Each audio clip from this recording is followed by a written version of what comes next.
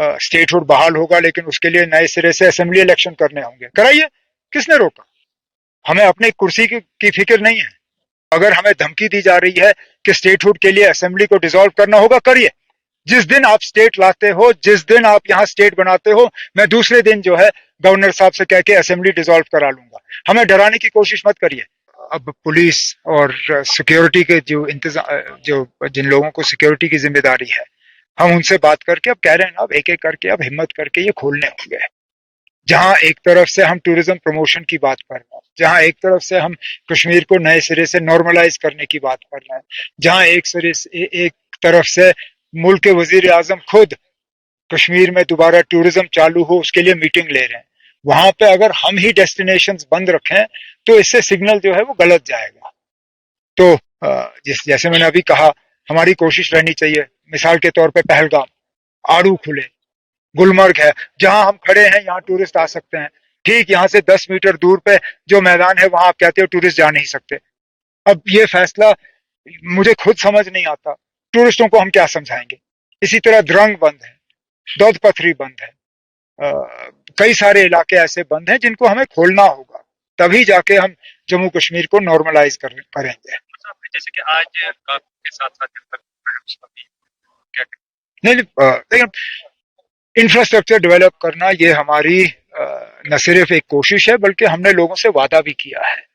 Tourism کا infrastructure ہو، گلمرگ میں 2 projects آج ان کے لیے سنگ بنیاد رکھے گئے، ایک نیا اسکی لفٹ جو میں امید کر رہا ہوں آنے والے سیزن میں ہم استعمال کر پائیں گے سارے اسکیئرز جو ہیں، اور اسی کے ساتھ ساتھ یہ ایک واٹر سٹوریج ٹینک جس سے جہاں جو پانی کی قلت ہے اس میں بھی ایک فرق پڑے گا اور یہاں کی خوبصورتی میں بھی جو ہے ایک اضافہ ہوگا۔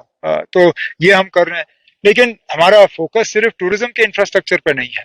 میں مرکز کی حکومت کا شکر گزار ہوں، کل ہی ہماری بہت سی کوشش کے بعد ایک بہت بڑا کنیکٹیوٹی انفراسٹرکچر کے لیے جو ہے 10,600 کروڑ کا پیکج منظور ہوا دلی سے۔ اس میں مغل روڈ کے لیے ٹنل، اس میں سادنا کے لیے ٹنل، اس میں کئی سارے فلائی اوور اور روڈ وائڈننگ کے پروجیکٹ۔ یہ جموں کشمیر اور خاص کر کشمیر میں کنیکٹیوٹی کو بڑھانے کے لیے ایک بہت بڑا قدم ہے۔ جب سے مغل روڈ کھلا تب سے لوگ کہہ رہے تھے نا اب یہاں سال کے 12 مہینے یہ سڑک کھلی رہنی چاہیے، ٹنل بننا چاہیے۔ بہت لوگوں نے اس پہ وعدے کیے، لیکن آخر کار یہ اس حکومت میں مرکز کے ساتھ مل کے ہم نے اس کے لیے جو ہے پیسے منظور کرائے، اور انشاءاللہ جلد سے جلد جو ہے بارڈر روٹس کے ذریعے مغل روڈ کے ٹنل پہ کام شروع ہوگا۔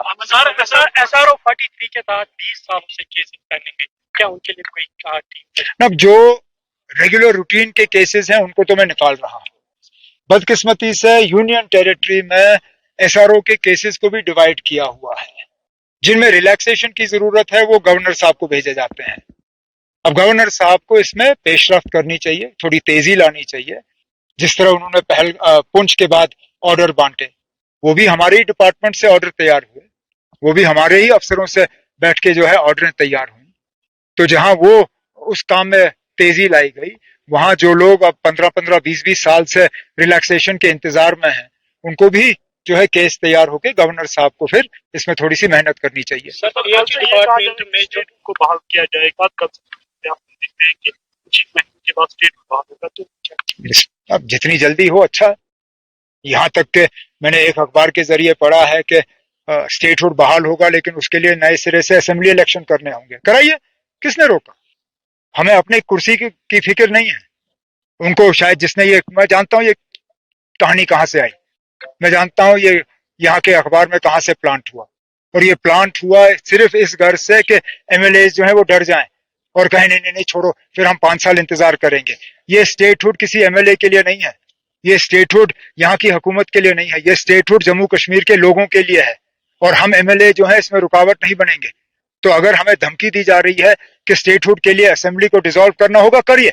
جس دن آپ اسٹیٹ لاتے ہو، جس دن آپ یہاں اسٹیٹ بناتے ہو، میں دوسرے دن جو ہے گورنر صاحب سے کہہ کے اسمبلی ڈیزالو کرا لوں گا۔ ہمیں ڈرانے کی کوشش مت کریے، اسٹیٹ ہوڈ ہمارا حق ہے، ہمیں اسٹیٹ ہوڈ دے دیجئے۔ یہ کہانیاں جو ہیں اخباروں میں پلانٹ مت کریے، یہ بات چلے گی نہیں۔